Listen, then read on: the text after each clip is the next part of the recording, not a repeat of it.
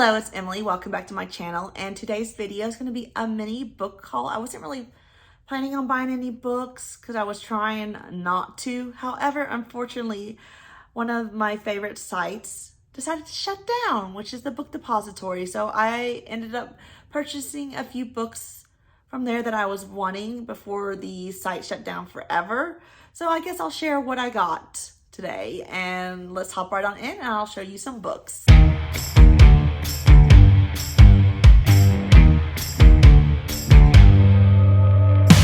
I ended up purchasing 16 Souls by Rosie Talbot.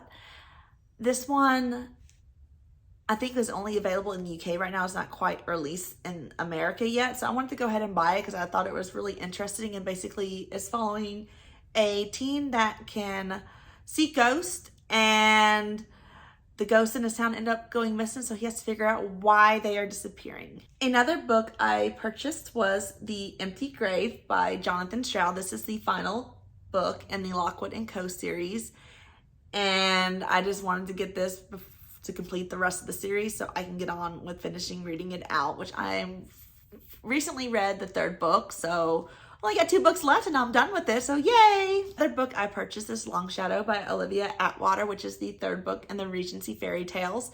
I ended up buying this one because I already have the first 2, and both of those were purchased from the Book Depository, so I didn't want to risk buying the American version and it being a different size, so I went ahead and got this one too to complete out what's been published so far in that series. I bought Lessons in Chemistry by Bonnie Garmus.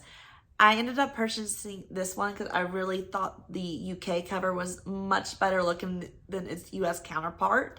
And this is a book that's set in the 1960s following chemist Elizabeth Zott, who's kind of, forced to resign from her job and ends up starting a cooking show. So I thought this will be a really interesting read, and I hope I enjoy it because I was a chemistry major in my undergrad. I'm just stepped away from sciences instead because it was kind of got burned down on it. But it would be great to go back to what I studied and read about it. Another book I purchased was A Marvelous Light by Freya Mars. I think I got this one because it was cheaper on Book Depository than it currently is on Amazon right now.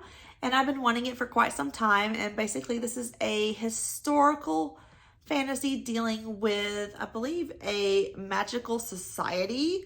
Don't know much about it because it's been a while since I read the synopsis, but still, cover is absolutely stunning and can't wait to read it. I recently read The Hitchhiker's Guide to the Galaxy. I decided to purchase The Restaurant at the End of the Universe by Douglas Adams, and this is the illustrated edition, illustrated by Chris Riddell, which I do enjoy his illustrations.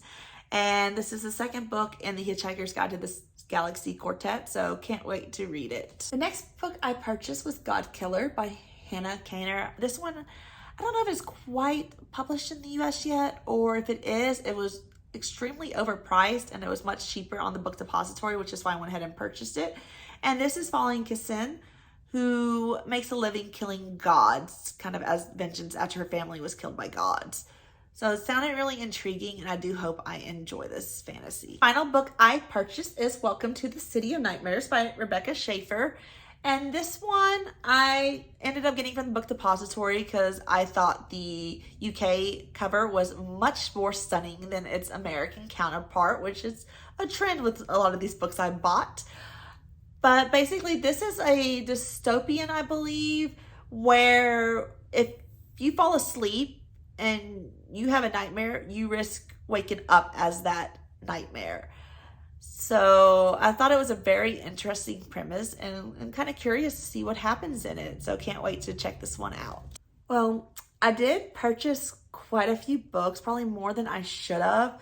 However, since the Book Depository was closing, I wanted to try to get some of these books off of my TBR.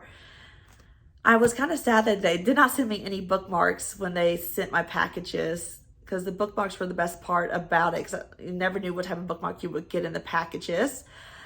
And also, I'm kind of sad that the site has shut down because I did enjoy shopping there because it's one of the best options if you want to buy the UK covers without having to pay outrageous shipping prices. And I'm not gonna lie, 90% of the time, the UK cover is much better looking than the American cover, because I don't know why, but with America, they just like sticking people on the covers. And I'm like, why don't you do some pretty illustrations like the UK does? But I guess that's it for my rambling in this video. If you did enjoy this video, feel free to click the like and subscribe button down below. And also, if you know any good sites where I can order books internationally without paying outrageous fees, that would be great to recommend, because I am going to have to find some new alternatives, especially when some of my other series are being released that I've already bought one cover style for, and I don't want to switch up to the Americanized version because then my covers are not going to match and it's going to be really sad. But I guess that's all, and see you guys next time.